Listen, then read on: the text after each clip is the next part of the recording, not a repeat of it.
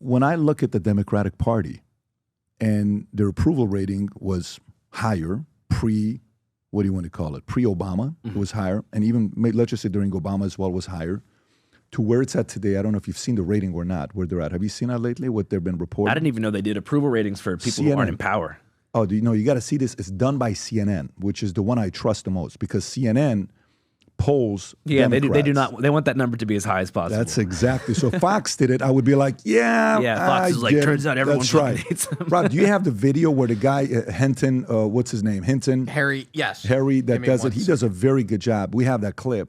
But when you watch this, you ask yourself, okay, why is that idea not as popular as it used to be? What happened all of a sudden, right?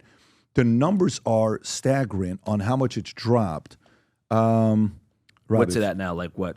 30, dude, you gotta 35%? No. Less than that. You got to see this. Rob, did you find it or? I'm looking for the video now. I did find the article that you. No, it's a video. What's the guy's name? Harry Enton. Enton? Yeah. Okay, so if you go on X, just type in Enton Democratic rating. There you go. Is that the most recent one? This is from February. There is another one that he did that's more recent. November, March. Yeah, but March 12th. Okay, go with that one. Watch this. No, that's old. Hold on, sorry. While he finds it, I just want to say, I think that the trans women in sports thing is like a classic divide and conquer, overblown culture war, distraction, divide the public thing. Because like realistically, they know that what they're doing now by creating that issue is that it's taking precedence over things that are far more important that affect millions and millions of people. And they know that there's going to be a push on the progressive side to vehemently defend that, because that's what they do. And there's going to be a conservative push to make that the main issue. And so it's creating this like matrix. It's almost like filibustering public conversation. But also, let's say you're right, and let's give credence to 20% of the argument of that being a part of it. Let's put that there. That I think there's a part of it that the opposing side's like, hey, show this clip. Look at what this happened. So I get that. I get a little bit of that. That's happening where they're showing. Okay, like, hey, look at what's going on with the economy, stock market drop. New job reports came up. It's higher than expected. No, don't show this report, CNN. Show what's going on with the stock market here and tariffs, right? I get that part.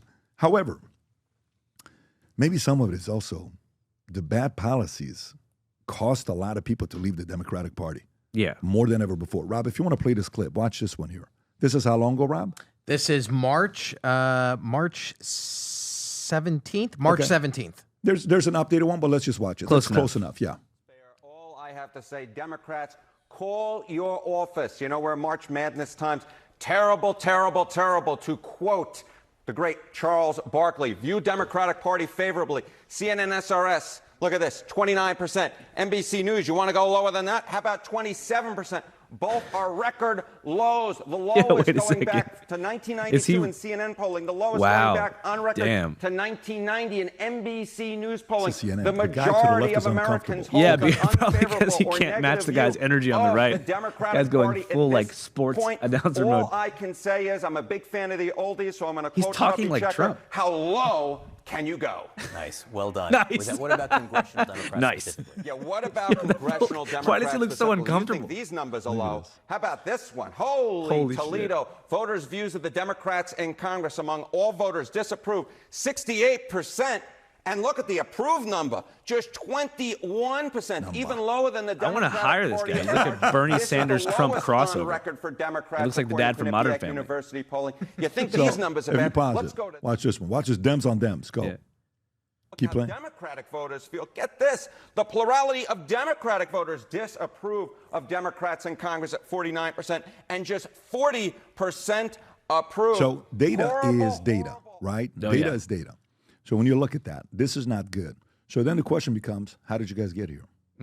What ideas were bad ideas? You said something very interesting, and where you're like, you're for gay marriage, cool. And then you said you're for higher taxes for the guys that are making more money. Not okay. Just to clarify, I'm talking about like the genuine like billionaires. Like for example, California, the tax system is ridiculous. Yep. Like they took I think 45% of my income in total when you add up state and federal taxes last year, and I would have used that money to hire more people. So the logic is like, we're going to take this money and distribute it to those who need it. But I actually would have used that money to hire like 5 more of my friends and pumped it back into the economy. I don't believe that entrepreneurs who are like around that like million, 2 million to 10 million level should even be taxed. But I'm talking about when people are hoarding such absurd amounts of wealth, multi-billion dollars. I just think that it should, to a certain extent, be distributed, not necessarily in the way of like the government seizes all of their assets and gives it to the poorest people, but there has to be a way to bridge the extreme divide in income inequality in the country. Okay, so check this out. You just answered a very important question that took me a while to figure out. When I was making $30,000, $40,000, $50,000, I'm like, dude, these rich people are greedy. You know, they suck. They should pay more taxes. It's not fair. Then when I started working my ass off and I built a business, and the money came in, I'm like, dude, if I had the money, I would hire 5 more people right now. If I had that money, I would hire 10 more people right now, right? You're thinking about it and you literally would. And if you don't, you go buy a car, you're creating jobs. If you don't, you put it in a bank, the bank's going to lend it to somebody. If you don't, you put it in a mutual fund that company is working, someone's getting paid. No matter where the money flows, it's creating jobs, right? So the question on raising of the taxes, do you think you're more capable of doing good with your money or the government can? That's a really, really good question in terms of like personal financial liberty. I mean, as far as that question goes, obviously you would be better at spending your own money than the government if you're managing a business. But the fact is that once you get past a certain threshold of wealth, a lot of people are just hoarding it and not pumping it back into the economy. Like back in the day with Reagan, when he installed supply side economics, the idea was, oh my God, it's going to stimulate the economy so much if we give no taxes to billionaires who run corporations. But what happened is they ended up just kind of hoarding the money, buying more estates, jets, vacations, living a lavish lifestyle, because there's a human tendency to just want to be as much of a baller as possible when you have $1 billion. It's just how people are. Everybody wants to flex, get the nicest car, get a helicopter, do things that you can't do, things that you've dreamed of when you were playing like Grand Theft Auto as a child. So, but go there with that. Let's say you're the greedy billionaire, okay? What's a greedy billionaire buy? Oh, damn. Just You're asking me, like, what would I buy if I was a greedy net worth billionaire? do you want to do? You want to do 100 million, you want to do billion, or you want to stick to billionaires? Yeah, let's stick to people who are making, multi-billion dollars every year. How about let's say billionaires and up? Okay. What does a rich billionaire buy? What things do they buy? Well, what first thing that comes to mind for me is a pool, like an infinity pool that bleeds directly into the Pacific Ocean. Beautiful. A fleet of jet skis for all of my friends. Okay. So we can kind of travel. I love it. Keep going, bro. Corporate real estate on the water, so we can jet ski from the house to work. I love it. This is like Larry Ellison. You ever seen Larry Ellison's headquarters? No, I haven't. So this guy's from Oracle. This is the kind of shit that you're talking about. Type in Larry Ellison headquarter, parks his yacht. Parks his yacht. Something like that. And then go to images if you could. So this guy builds his headquarters. Oracle, put in Oracle Ellison headquarters. Is ship? Maybe type in ship. Type in if that comes. Maybe go to Oracle's headquarters. Okay, just take out the yacht. This guy built his headquarters. I don't know which one this is. He builds a place to put his yacht. I'll find it. I'll text it to you here in a minute. He literally parks his boat in front of the property that he has. Whether it's Intel or Oracle, it's one of the two. But okay, what else? So far we got infinity pool on the water at the Pacific, Ocean. You got jet skis, and then you have a corporate real estate on the water to jet ski from office to the house. Yeah, personal trainer, private chef, personal trainer, nutritionist, private chef, dermatologist to live on scene to help me with my skin problems. Dermatologists, love it. We need these dermatologists. Who else? I can't even think about it. I just know that once you pass a certain amount of money, it becomes a competition as to who can get the most flashy Give me more, thing. bro. Go greedy. What else is this billionaire going to buy? I want more. Get creative. Okay, well, I'm trying to think, what kind of billionaire? Am I a tech billionaire or am I like a Saudi royal family member? Give me both of them. Okay. I can't even think of anything else. Yeah, but okay, let's just say private jet. Is that fair? Yeah. You for sure have a private jet. Let's just say yacht. Do you have a vacation home? Yeah, in Santa Fe. In Santa Fe. Oh, no, that's where Jeffrey Epstein had. I got to pick somewhere else. I got to pick that. I scratched that. That's tough. I have a vacation home. Gene Hackman, on the west coast of Jamaica, Westmoreland Parish. Holy shit, good taste. Yeah. What else? What else do you do to hoard the money? Where do you hoard your money? You could just sit on it. What do you sit on? Like what bank? Well, what a lot of billionaires do is they use their money to kind of like use the legal system, civil court in particular, to bully people who talk badly about them.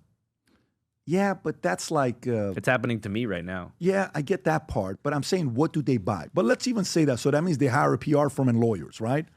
So they hire PR firms and lawyers. Okay, do they buy expensive watches? Yeah, I think so. I mean, I personally wouldn't buy a watch. But they probably do it. Yeah. Crazy. I don't know why they do this kind of stuff. What else? What else do these guys buy? I feel like I'm being set up right now. Where does this end? This is where I'm going with this. If there's something that I don't know about billionaires, I want you to tell me. I tell you what it is. Here's how I process it. So if they have an infinity pool, does it have to be maintained? Yeah, but okay, I see what you're saying. There is pool staff that needs to make sure the water there's not too much chlorine going into the ocean. Do they have to be maintained though? Somebody has to take care of it on a weekly basis. To build an infinity pool, Rob, how much, put average price of building an infinity pool in Malibu, okay? Let's just, average price of infinity pool building in Malibu, California. Yeah, California. Let's just say what it says, price point, 250, 500, 200. I don't know what the number's gonna be. Give us a price point on infinity pool, estimated cost $65,000 to $150,000. That's actually a lot less expensive than I thought it would be. And watch what it says. In the luxury infinity pool, $150,000 can exceed to $500,000. That's a lot of jobs that people are going to get paid. Okay, if you buy jet skis, let's say it's $25,000 for a good jet ski. That's a lot. That's a lot. But you're right. For a good you're jet ski, creating a job. And you need to get 6 to 8 so that you and your core employees can commute to work together like some kind of fleet. That's right. We got to do it the right way. You can't screw around with this one here. Headquarters, corporate headquarters on the water. Expensive. Construction workers, plumbers, electrician. It's a lot of jobs being created, right? If you have a private personal trainer, that's a job you're creating. Yeah. If you have a chef, that's a job you're creating. Okay, I get the point you're trying to make. Yeah. People should be able to get nice things for themselves if they work super hard. But that's I'm not the kind of guy who's Yeah. like, if you work hard, you have to. Yeah. You should give all your money to people who are are on the lower income. Yeah. I'm just saying that like the specific tax rate should be a little bit higher, not ridiculously higher, but higher enough to where they can have substantial social welfare programs. My biggest challenge with that is even the greediest of the greediest who goes and is like flaunting a big ass platinum gold chain that they're putting around their neck that they bought for whatever that somebody took 3 months to build. No matter what it is, the money is flowing. Even if they put the money in the bank and they're sitting on it, the bank is lending it back to somebody. So money's always working. Chase is not going to let money stay in the bank. Yeah. The moment you put money in Chase, guess what Chase is doing? Chase is lending it to somebody ASAP. They don't want the money to stay in the bank. They're not making money like that. So no matter what you do, the basis of this question for me goes, who's going to do better with the money? Giving it to the government, because you said what right after when I said taxes, you said in California, what did you say? Let me go back to it.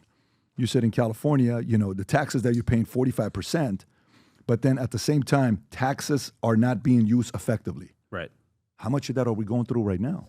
Well, I mean, on the inverse, and what do you think will solve the problem of the extreme poverty and wealth inequality in the country? Well, let's see. California's been trying to do it. Well, the thing is, they tried. That's the thing is, everyone sees Gavin Newsom as like an enabler for all these destructive democratic policies, but he still makes concessions to conservatives who are like bullying him into not carrying it out. For example, let's take the Tenderloin in San Francisco, which is still the biggest open air drug zone in the city. Been that way for decades. He, obviously during the Biden administration and when Newsom was in control, he still is.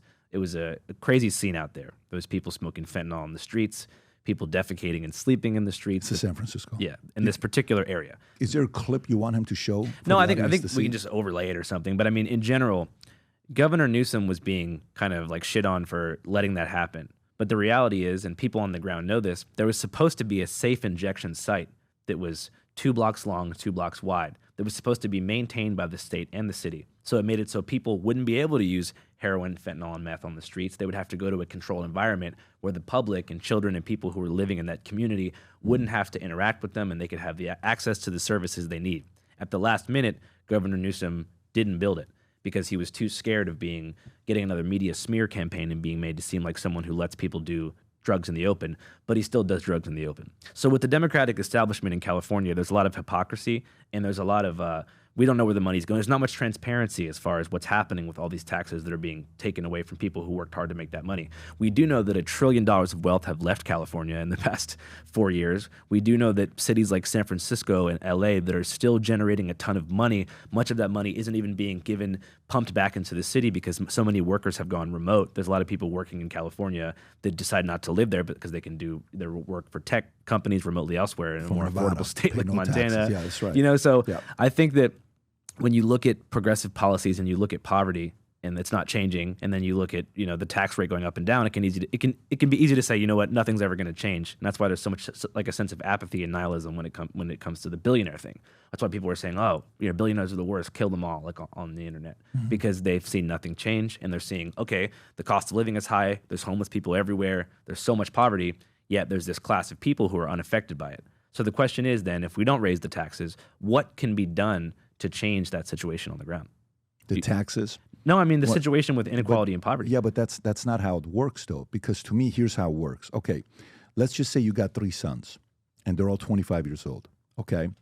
And you're 60 years old at this time. Could you be? Yeah, 60? Yeah, 25, 60. Let's just say you're 65 years old. You got 3 sons, 25, 26, 27. Mm-hmm. They're all out of college. You give each of them $100,000. First one you give $100,000, he goes to Singapore. He parties, he comes back, has a lot of stories. Says, Dad, I tried an opportunity. I met with this businessman in Singapore, didn't work out. I need another $250,000. I'm up to something big. Second son comes up, you give him $100,000. He takes $100,000, go buys a small condo, gets a nice little job, makes $120,000 a year, doesn't need any money from you anymore. He's doing okay. He's happy. He's got a girlfriend. They're pretty serious. Third one, you give $100,000, takes $100,000, starts a little real estate shop, turns it into $3.2 million, okay? 2 years later. Mm-hmm. Now they're all 2 years older. The first son you give $100,000 went to Singapore, comes back, says he wants a quarter. The second wants a quarter. The third one wants a quarter. Which of those 3 are you more comfortable giving more money to, knowing you're going to get a rate of return on your money? The first, the second, or the third? Probably the first, right? What, the first? Yeah. The guy that went to Singapore? Oh, no, not that guy. My bad. I kind of got lost in the metaphor here because I was just thinking about So the first guy is Singapore. The second guy is a stable guy, good citizen, gets a job. Number 2. Or the third one that starts a business and makes the money grow for you. I mean, probably the three because it would be a bigger investment. But I mean, aside from a business standpoint, like if we obviously, you recognize that there's a big problem with homelessness, poverty, and unaffordability. Well, why do you think that is, though? What do you think? I'm asking you. You're in the streets. Why do you think that is? I mean, I would just assume that because the social safety net is so small here and there's such little being provided for people in terms of mental health services, the broken Veterans Administration, so many different things, unaffordability, like there's just not enough resources to set up to help people who are at rock bottom here. You think we haven't given enough money? So to me, when you ask the question, if we don't raise the taxes, then how are we going to fix this? To me, the question becomes, the last 30 times we agreed to give you more money, you wasted it. Why should we trust you to give you more money? Because if I give money to Amazon, if I give money in a company like NVIDIA, if I give money to Tesla, if I give money to Ford or Disney, and I buy the stock and I'm like a believer, here's what's going to be happening. I kind of can track publicly. There's accountability, there's accounting, there's quarterly earnings, there's calls to get on. If I give more money to the government, what is the quarterly earnings? Yeah. Where's the accountability? No, I totally agree. Where's with accounting? You. I agree with Why you. Why am I giving money to that? There's no way logically one would give money to a company or a business that I don't get to see what you did with my money. There's no tracking to it. Hey, I agree. I do think that like we can both agree that like throwing money at things doesn't always fix the problem. But you've been around for longer than me. Like if it's not funding programs to provide for people who are down and out, like what do we do? Nowadays, more than ever, the brand you wear reflects and represents who you are. So for us, if you wear a Future Looks Bright hat or a Valuetainment gear, you're telling the world, I'm optimistic. I'm excited about what's going to be happening, but you're a free thinker. You question things. You like debate. And by the way, last year, 120,000 people got a piece of Future Looks Bright gear with Valuetainment. We have so many new things. The cufflinks are here. New Future Looks Bright. This is my favorite, the green one. Just yesterday, somebody placed an order for 100 of these. If you watch the PBD podcast, you got a bunch to choose from. White ones, black ones. If you smoke cigars and you come to our cigar lounge, we have this high quality lighter cutter and a holder for the cigars. We got sweaters with the Valuetainment logo on it. We got mugs. We got a bunch of different things. But if you believe the future looks bright, if you follow our content and what we represent with Valuetainment, with PBD Podcast, go to vtmerch.com. And by the way, if you order right now, there's going to be a special VT gift inside just for you. So again, go to vtmerch.com, place your order, tell the world that you believe the future looks bright. If you enjoyed this video, you want to watch more videos like this, click here. And if you want to watch the entire podcast, click here.